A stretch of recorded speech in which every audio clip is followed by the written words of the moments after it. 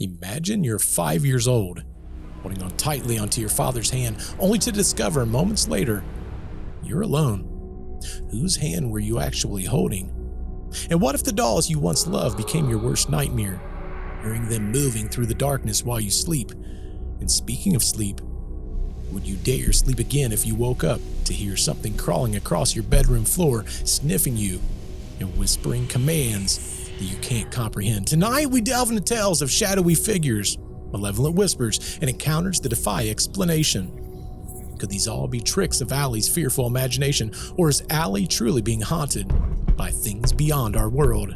Could an innocent childhood prank open the door to a lifetime of terrifying encounters? And what if your dolls weren't just toys, but playthings of something sinister lurking in your home? And is sleep paralysis just a sleep disorder, or a window to entities that we cannot see? Well, tonight we're exploring stories that blur the lines between reality and nightmares. Are you ready to see what's lurking in the shadows? Let's retrace the echoes, if you dare.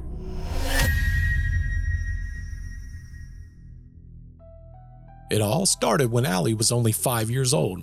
You see, it was a normal day, but this day would shape the rest of her life. She and her dad were walking towards the grocery store, something that they had done countless times before. Allie was barely paying attention to her surroundings as she excitedly anticipated the rest of the day ahead.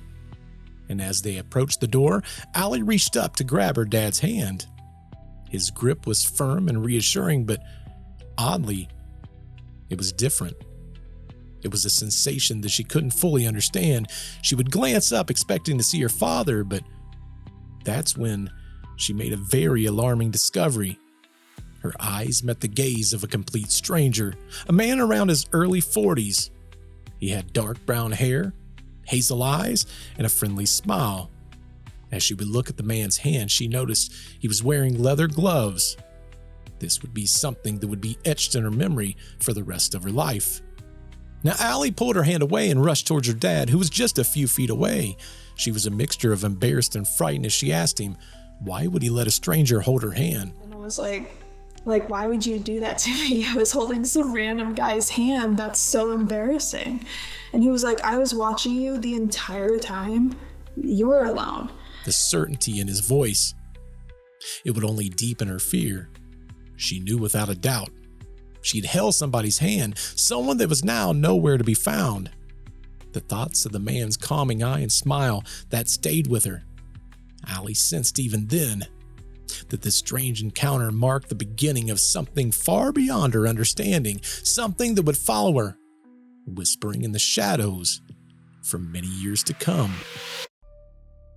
Between the ages of 5 and 17, Allie's life, it became a blur from moving from place to place, and every new home, it felt temporary, uncertain, and a little bit unsettling. She hoped with each move that it would be somewhat of a fresh start, a chance to leave behind the strange experiences from her past, but the mysteries, they seemed to follow her, quietly lurking just out of sight. At 5 years old, she moved to her grandmother's house. Place that felt safe. A grandmother's house, it has a certain warmth. The smell of fresh baked cookies and pies. The walls are always lined with countless family photos and mementos, but for Allie, beneath that comforting facade, she knew that there was something darker. It wasn't something that she could easily put into words, just an uneasy feeling, almost like a quiet voice deep inside warning her that she wasn't entirely alone. In the hallway, halfway between the bedroom and the staircase, stood a closet door. Now it looked like any other closet, unassuming, simple, painted in a faded cream color, slightly chipped on the edges, but every time Allie walked past it, her heart, it would quicken. She felt a cold chill crawl up her spine as though something was hidden, waiting behind the door, just watching, waiting silently, ready to reach out. But that's not all. Every single night, Allie would wake up somewhere around 3:20, her pulse quicken as she would feel a very uncomfortable sensation beneath her neck, a disgusting feeling that would alarm anyone that would feel the same. I would wake up every night at the same time, like it was around 3:20 or something, maybe 3:15, I don't know. and I would have to like wash my neck, because whenever I'd wake up at that time, my eyes would just shoot open and I'd look down, and when I looked down, it would crush a ladybug under my neck. And so I always had to go to the bathroom to wash it off. But it happened every single night around the same time. There's something about an insect landing on you that changes your entire perspective. But to have one crushed on your neck, that brings a whole new level of fear. Now, through the day, the house seemed calm. The house was quiet, but as the hours passed and the darkness settled, the feeling shifted dramatically. Shadows seemed darker, deeper. Familiar furniture, they took a more menacing appearance in the low light. It was almost like the house was waiting for something or someone to finally notice its silent messages. Years later, when Allie and her sister would finally share their secrets, they discovered that there was more going on at Grandma's house than what met the eye. Something that they just couldn't easily explain away. I mean, what was truly hiding behind the closet door? And why? Why were there all these ladybugs and one being crushed on Allie every single night at the same exact time? Could these experiences just be a coincidence? Or was something far more sinister reaching out, trying desperately to communicate or to possibly warn them? Next, Allie would find herself moving into a new apartment. The first floor had my parents' bedroom and my sister's bedroom, a bathroom, the kitchen. It was like normal, but then in the living room, there were stairs that went up to this balcony, but it was like inside the house. So you could see over the balcony down into the living room, but there was like a room up there, which became my bedroom. Minor things started happening in the new home, disturbances that were, if anything, subtle, but enough to make Allie uneasy. There, most of the time, it was pretty normal. I would hear like things bumping or different things like that when no one was home, but I still, even now, I'm pretty skeptical about everything. So I'm like, like it's an apartment building. It's probably one of the neighbors, or like, it was probably something like that. Rationalizing as just normal apartment noises. I mean, there's things like neighbors that's moving around, pipes selling, or just the change in temperature that would cause the building to make noises, but each sound, they just felt slightly off, just enough to scare as she would listen carefully in the quiet of her room. Now things took a very scary turn when her beloved American Girl doll, well, they weren't exactly where she would leave them. Now, Allie would keep them neatly arranged on her bed or dresser and on the tables, always placed exactly the way she liked before she would leave a room. But time and time again, she would come back to find them, well, different. There were a few times where I had just brushed their hair. I was playing with them. I left the room. I came back. Their hair was like tangled mess, and they were on the floor, and it was like, there's no one home. I don't know. My mom's home, but she was in the kitchen, and she was like, she's not gonna do anything. I always asked her about it, because I'm like, did you do something? And she's like, I don't have time for that. And I'm like, whatever. But yeah, no, it really freaked me out, so I duct taped them in a box. A doll that was once sitting upright would now be slumped over. Another one facing a completely different direction. Their hair was always messed up as though they were being played with while she was gone. Now, at first, she thought that maybe she had just left them that way and wasn't remembering correctly. Maybe her sister had came in and moved them without her realizing it. There was no logical explanation for why the dolls would not be exactly how they were supposed to be left. I mean, imagine how scary that would be for a little girl. A once beloved childhood collection turning into something ominous. Something that she no longer wanted to look at. Now for Allie, this became such an unshakable fear that she would decide that she needed to do something, and she needed to do it right now. So she placed the dolls into a box, wrapping tape around them to hold them closed, but even then, the fear in the room, it remained, as if whatever was messing with the dolls were simply waiting waiting for the moment that she might let her guard down. Now, around this time, there was another strange occurrence that it kind of started. Allie started experiencing episodes of sleepwalking, something that she had never had happen before. She would fall asleep safely in her bed, only to wake up later standing somewhere completely different in the apartment, oftentimes feeling confused and frightened out of not knowing how she even got there. And I never had that issue before I moved into there, and I never had that issue after we moved out. So it was really weird. But I would always sleep with the lights on, and I would wake up because, like I said, my bedroom was in the loft.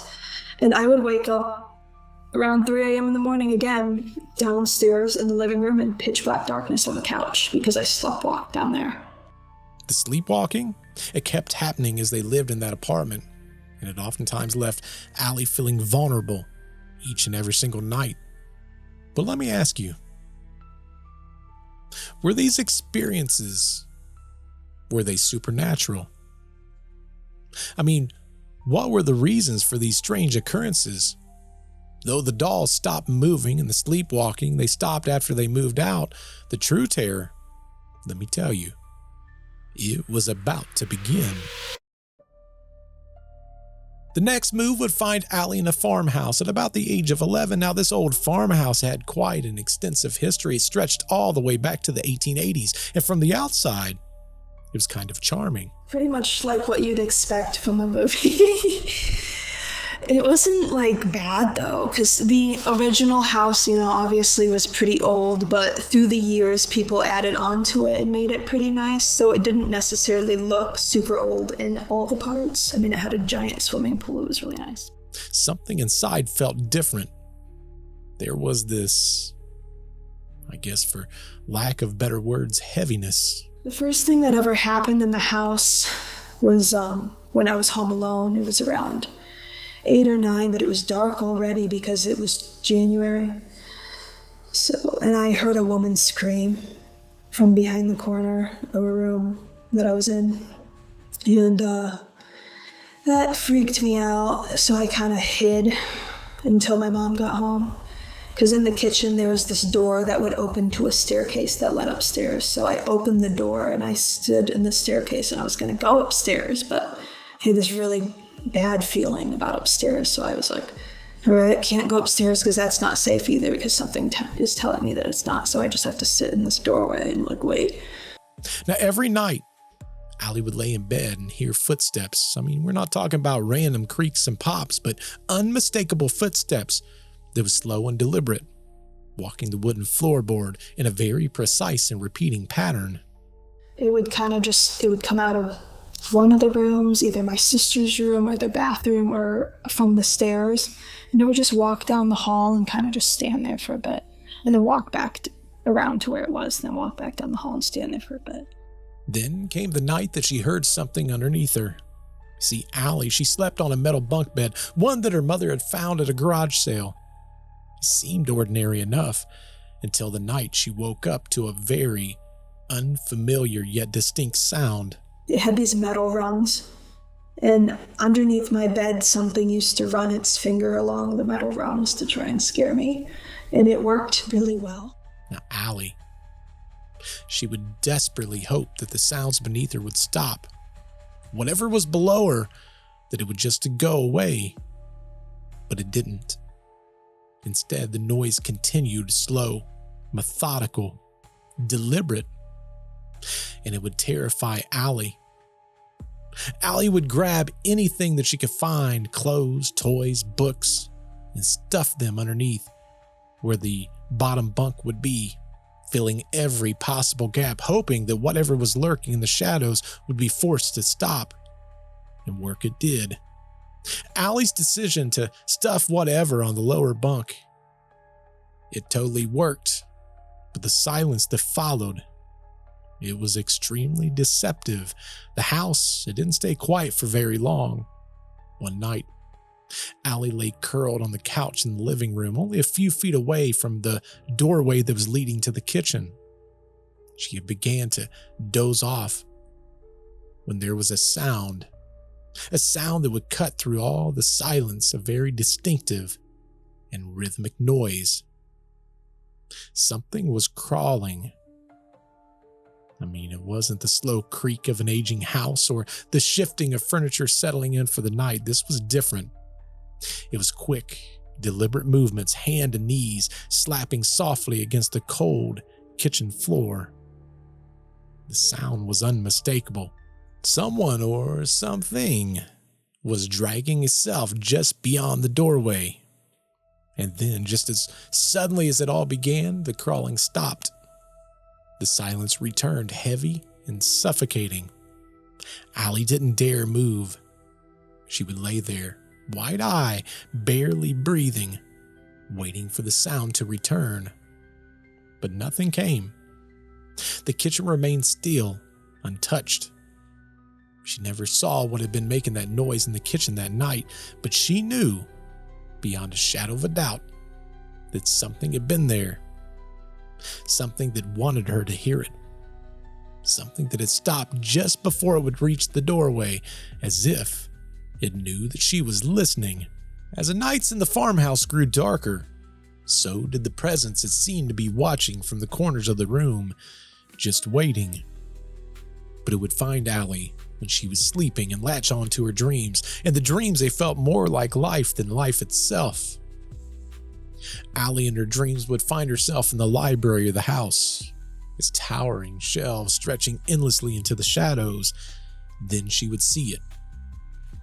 It was a figure hanging upside down, making the sign of the cross with its arms. Its posture was warped, and it was deliberate. It wasn't watching. See, it was mocking. After she hung off of the ceiling, she stayed there for a minute, because they'll time it so your brain just has a little bit of time to think, so it can build up fear, because the more fear that you have, the more power that they have. The entity began to move. It dropped down to the floor, and its limbs bending unnaturally, its body contorting as it crawled towards her. Though she tried to force herself to move, to step back, to scream, her voice failed. Something thick and unseen strangled the words before they even had a chance to form, as if even sound itself had been stolen from her. And she told me that she was never going to leave me, and that it didn't matter what I did, and I could never get rid of her. And the rest of the dream, I was just casting her out, and she just smiled at me like she knew something that I didn't know. Allie would wake up, and unlike most dreams, this one would burn into her memories. See, something had touched her life, something dark, something watching, something that, despite being cast back into the shadows, was not finished with her yet. The first encounter may have blurred the lines between dream and reality, but the second one shattered them. See, Allie, she had fallen asleep, and she experienced another terrifying dream, or perhaps in this case, a warning from the other side. See, in her dream, an elderly man appeared. His voice was calm but urgent. He told her very plainly, "She's here. You need to leave this room." Now, the moment it jolted her awake. When I woke up, she was there, and she was crawling next to the couch on her hands and knees. Then she got up on top of me. The terror was immediate and overwhelming. She couldn't scream, she couldn't fight, she couldn't move. But her mind was racing. But her body betrayed her, locked in place, powerless beneath the weight of something that she couldn't explain. And then, darkness. The fear, it was so consuming and suffocating that she passed out. When Allie finally awoke, the paralysis was gone, as well as the entity. But the dread, it remained. This time, there was no wondering if it had been just a dream. She had woken up, she had seen it, and it had seen her. At this point, Allie had tried everything she could to escape the presence that haunted her. She convinced herself that maybe, just maybe, it was the room. Maybe the torment was tied to where she slept. So she moved to a completely different space in the house, a larger room, far from the walls where the entity had first appeared. But she was wrong. That night, Allie slipped into a very uneasy sleep. And once again, the dream world had opened. She found herself standing alone in a new, larger room. It mirrored the real one perfectly, right down to the two small side rooms it was tucked into opposing corners. At first, there was only silence. Then from one corner of the room, a door, it creaked open. Not all the way, just slightly. Just enough for Allie to see half of a face peering out. Because she knew that would be scarier. So I saw her, looking at me, and she waited for a little bit, waited for my mind to start thinking, like, is she going to come out here? I hope she doesn't move. Then slowly, methodically, the figure stepped out from the shadows. Her face remained expressionless. No smile, no sneer, just blank, emotionless eye contact. The entity took her time, moving towards Allie at a very deliberate pace. Now, Allie, she tried to speak, tried to cast her out with her words, but her mouth, it wouldn't form the words. It felt like it was being held shut, as if something had clamped down her ability to speak aloud. Only fragments came out, a word here, a syllable there. So she began to pray in her mind, and with each silent prayer, her voice began to return slowly. The more she spoke and sighed with her own thoughts, the more powerful she was to speak aloud. The entity never stopped moving, never broke her gaze, just kept walking closer and closer. And then, nothing. The dream ended abruptly. As Allie woke up, the oppressive feeling, it wasn't there. The room felt still, empty. She would never see the entity again, but the memory of that final stare, the cold and quiet advance, it never truly left her. One evening, while home alone, Allie found herself in the bathroom, attempting to calm her nerves by softly singing to herself. The farmhouse, it had always been a little scary when empty, and for whatever reason tonight, it felt a little extra oppressive. I was singing in the bathroom as I was straightening my hair, and I replaced the words to the song I was singing with my own words. And I said that I wished that all the demons or the ghosts or whatever was in our house would just go back to hell. And as soon as I said that, something blew in my ear. So I looked towards the door. There was a loud pound on the door, and it was a solid wooden door. And then I heard a woman's voice. It was the same voice from upstairs. She said, "No." The voice was firm, commanding, and unquestionably human, yet Allie knew that she was completely alone in the house. Summoning every ounce of courage she had, she flung open the bathroom door, bracing herself for whatever's going to be waiting for her on the other side, and to her astonishment, the hallway was empty.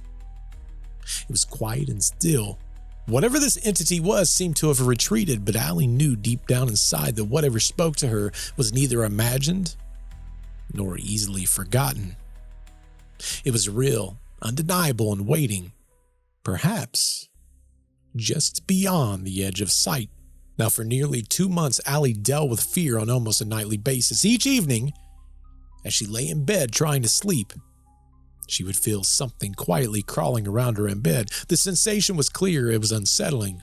I would feel something crawling around my bed, and I could feel like my body would move as the indentations was moving in my bed. And as soon as I started to wake up, it would leap off my bed and go underneath my bed. The encounters, they would escalate significantly one night.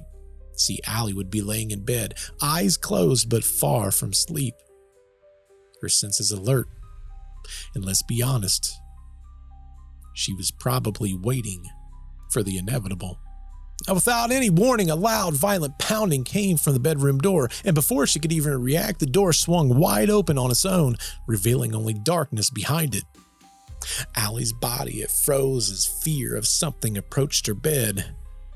She could feel it clearly. And I could feel its fur. That's why I'm telling you, because I remember it was sniffing me like an animal. It was acting like an animal. And I remembered I was trying to open my eyes, And it was really difficult because I felt like I had these 10-pound weights on each eyelid. But if I rolled my eyes to the back of my head enough, I could see for a few seconds in between what was happening, and I saw this long brown fur, and my dog was not brown. And it was really soft. I mean, normally if I thought like, oh, a demon's there, I would think like, oh, gross, like rough fur, but it was really soft. I don't know. That's not important. But I remember feeling its fur on my face, and it was sniffing me. And then this man in the corner of my room, because if you close your eyes right now, you can still see the room that you're in your head. I saw this man in my head, and he was illuminated by this really bright light. And I think it was either like an angel or something of the, I don't know, something heavenly. The figure, perhaps angelic, spoke softly. Pretend it's your dog. As Allie focused on the gentle command, a wave of peace slowly replaced the fear. Now gradually, the threatening presence, it retreated, disappearing entirely, and the oppressive weight, it lifted off of her eyelids. She opened her eyes cautiously to find that her room was quiet and calm, the door now firmly closed, as if it had never been opened at all. Now at 17, Allie moved back into her grandmother's house, a place that once felt safe and warm, but now carried heavy memories from her childhood. She had hoped that the strange things that she remembered when she was a kid was just her imagination. But the moment she returned, it felt like those memories had been waiting and waiting just for her. Now the feeling came back right away, the strange pressure in the air, like something unseen was always watching her from the corners of the room. One spot in particular made her skin crawl. It was the hallway closet. Now as a kid, she always avoided it without knowing why. Now years later, it still sat there quietly with its chipped paint and its faded door. Each night Allie lay awake in her bed, and almost like clockwork, between 1 and 2 in the morning, she began to notice something terrifying. She never saw it clearly, but she could feel it. She could hear it. First came the soft creak of the closet door opening, then slow footsteps, one after the other, moving down the hallway towards her room. They weren't fast, they weren't loud, but they were clear, steady, and they always stopped right at her door. What followed was the worst part. It was the silence. The silence, it was so heavy and tense, like whatever was there was just waiting and listening. And Allie would lie frozen underneath her blankets, heart racing until the feeling would finally fade, and the hallway would return to silence. But the fear, it never left. It stayed with her night after night, because she knew whatever was hiding in that hallway closet, it hadn't forgotten her. It wasn't until later, though quiet, hesitant talks with her mom, that Allie began to connect pieces of her past. After I would tell my mom about these things, she was like, oh, that's weird because you didn't know that I played with a Ouija board in that bedroom when I was a kid. And I'm like, well, that would be why that lady's like coming up. And she's like, I think it's so weird because you used to say that there was a lady at the top of the stairs when you were a kid. And I'm like, that's great. There is, but that's great. And she's like, well, what you don't know is like, I had this sleepover when I was maybe 15, 16. And me and a bunch of girls were playing this supernatural game. And we asked for something to come through. And then at the top of the stairs, they had this picture of like Jesus. And in front of this picture appeared this woman. And usually when you see something, it's like, maybe it's there for a couple seconds, but she said it just stood there. And every single one of them saw this woman. And just like, and then as soon as she disappeared, the Jesus picture behind her fell on the floor and shattered on the floor. It was no longer just Allie's experience. It was part of a bigger pattern. One afternoon, determined to understand what was happening, Allie tried to speak to whatever might be in the house. But at that time, I would go into the house and I would talk to the ghosts or whatever was in there. And I would just say hello or whatever. So this one specific time, I said hello to whatever was there. And I started playing the piano. Maybe like 5 seconds into me playing it, I had a woman whisper into my ear, hello. And I was like, okay. Well, it freaked me out. And so I was like, well, I don't want to show that I'm afraid though, because I'm super strong, obviously. No. So I didn't move from that area, but I was like, maybe I'll get up and pretend I'm just going to go sit at the table and that I'm totally fine, but I'm actually really freaked out. So I went over and I sat at the kitchen table, which was, I don't know, maybe 12 feet away from the piano. And as I was sitting there, I started to feel this pinching feeling on the back of my heel, as if someone was taking their 2 fingers and holding the back of my heel. And I was sitting and I was like, man, I feel the presence of a woman behind me. I feel like she's the one that's pinching my heel. And then the pressures just slowly increased more and more and more to the point it would really hurt. They were squeezing the back of my heel. And so I was like, can you stop that, please? All the pressure went off of my heel completely as soon as I asked to stop. And then something bit me on my leg. Allie had always sensed that something dark was inside that house, but now she was sure. It wasn't her imagination. It was not something left over like a fear from her childhood. Something real was there. Something that didn't want to stay hidden anymore. As an adult, Allie's finally found a little bit, if anything, of relief. She had moved out of that old farmhouse where so many of her frightening experiences had taken place. She was no longer at her grandmother's house, enduring things that she couldn't explain. Being away brought some type of sense of peace, but not complete freedom. Even in her new home, there were still moments when she felt something wasn't quite right. Every now and then, Allie senses a strange presence, like something unseen is nearby. When that happens, she walks through the house, praying out loud, asking for protection and peace. It helps. It makes her feel in control, but twice in the middle of the night, she had woke up suddenly to the sound of something that sent her heart racing, a soft, slow step. Almost like she can hear bare feet walking across the kitchen floor. The noise, it was clear. But when she listened closer, everything went quiet again. Now, Allie had a roommate, but they lived in the basement and they never came upstairs, especially not that late at night. Still, Allie, she stays alert, hoping that these small disturbances, they wouldn't grow into something worse. And back at the farmhouse, things there have changed too. See, Allie's mom, who hadn't always believed in ghosts, now fully accepts them. She cleanses the house regularly, if anything, trying to keep the energy calm. But the one thing that she's accepted is that whatever it is, she's going to have to deal with it. The spirits are part of that life in that house now. Even Allie's dad, once the biggest skeptic in the family, he had his own strange moments. One quiet day while home alone, he heard classical music playing softly from Allie's old bedroom. Curious, he walked down the hallway to check. But when he opened the door, the room was completely still. No music, no sound, and no one there. Whatever lingered in the house, it wasn't gone, and no one in the family doubted it anymore.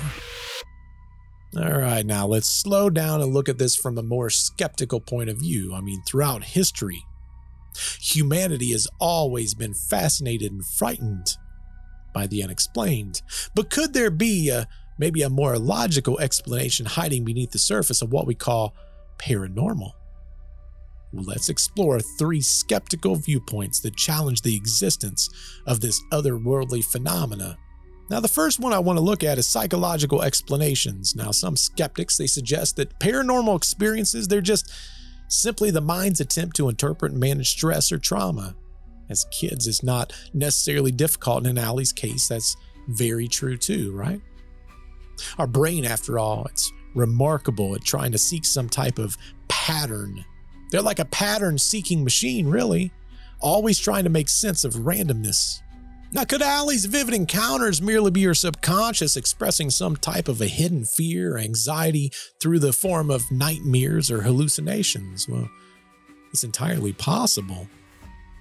But I think that many believers would counteract that thought process by asking why multiple family members would experience things independently without any kind of prior knowledge and have a very similar outcome as what Allie would have. I mean, Allie's sister dealt with many of the things that Allie had dealt with, and her mother too. Her mother would have had the same types of experiences, and these synchronized experiences, they, in my personal opinion, hint at something beyond mere psychological coincidences.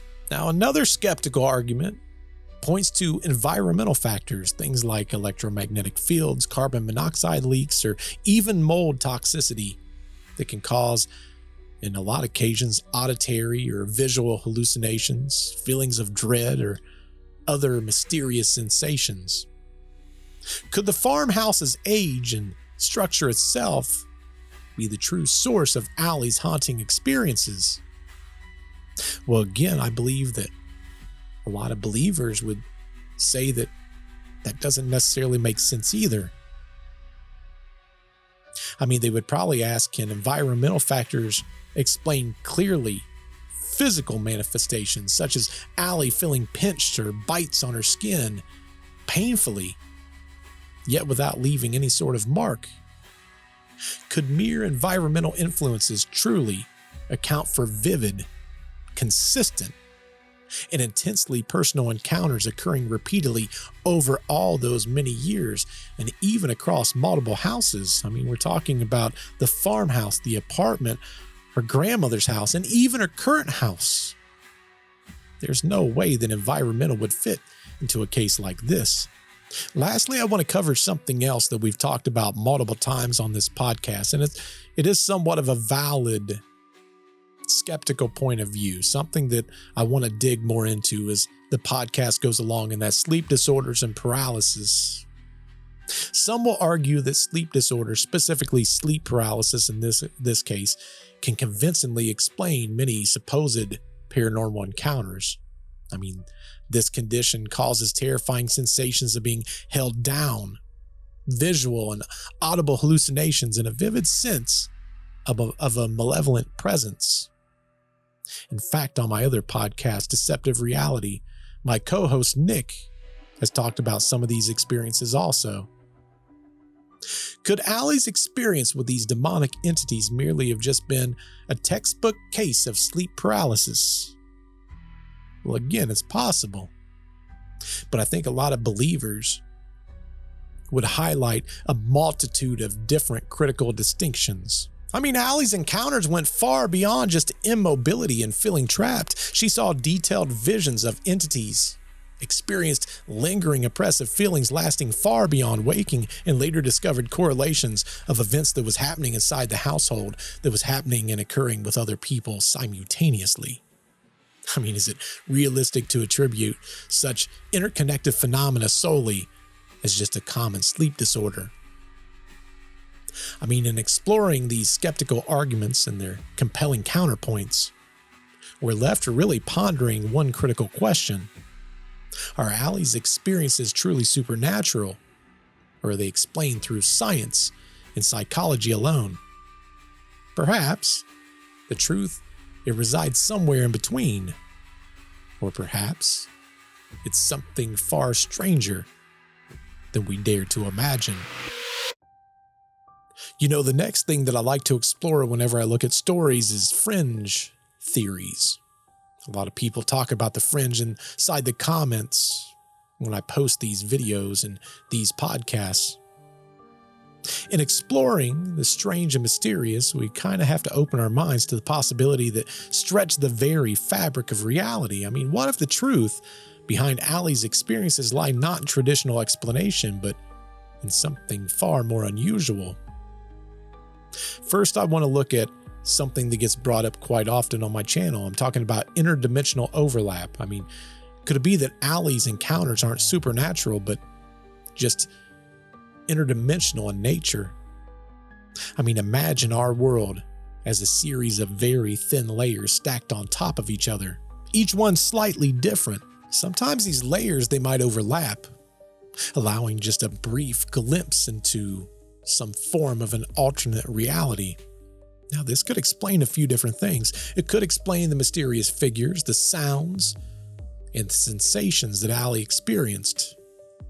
It was almost like she had a glimpse with beings or energies from another dimension entirely. Next, I want to look at psychic imprints. I mean, what if what Allie experienced is not a haunting in a traditional sense, right? But a psychic imprint left by emotional or traumatic events from the past, not necessarily from now, but from the past. Now, some theorize that intense emotions, they can be recorded onto like physical spaces. Think like a record or a DVD. And they just constantly replay themselves like echoes to those who are sensitive enough to perceive them. Next, I want to look at psychic imprints. I mean, what if Allie's experiences are not truly a haunting in like a traditional sense, but a psychic imprint left by emotional or traumatic experiences and events from the past? Now, some will theorize that intense emotions, they can be recorded on physical spaces or physical things. Think of like a record or a CD or a DVD, those small little imprints that make it to where others can hear. And much like those medias, they believe that they will continue to replay themselves like echoes, and those who are sensitive are able to pick up and perceive those things. Could the entities and the phenomena that Allie encountered simply be just that, those emotional imprints, continually repeating themselves until acknowledged or until they're resolved? Lastly, I want to talk about familiar sensitivities and generational hauntings. Perhaps Allie's experiences are rooted not in the houses that she lives in, but in her lineage itself. Could the sensitivity to the paranormal be hereditary, passed down through all the generations?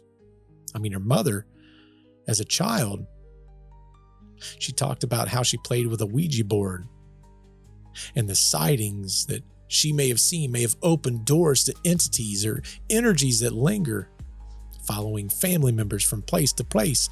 If true, these hauntings, they may be deeply personal, tied intimately to Allie's own family history and unresolved spiritual conflicts. Now, each of these theories, they challenge conventional understanding, inviting us to reconsider what we know and what we think we know about the unseen forces that may surround us. The question remains, which, if any of these, hold the keys to unlocking Allie's lifelong mystery? Tonight, we journey together through shadows and uncertainty. We adventure deep into stories that defy easy explanations, confronting mysteries that linger stubbornly at the edge of our understanding.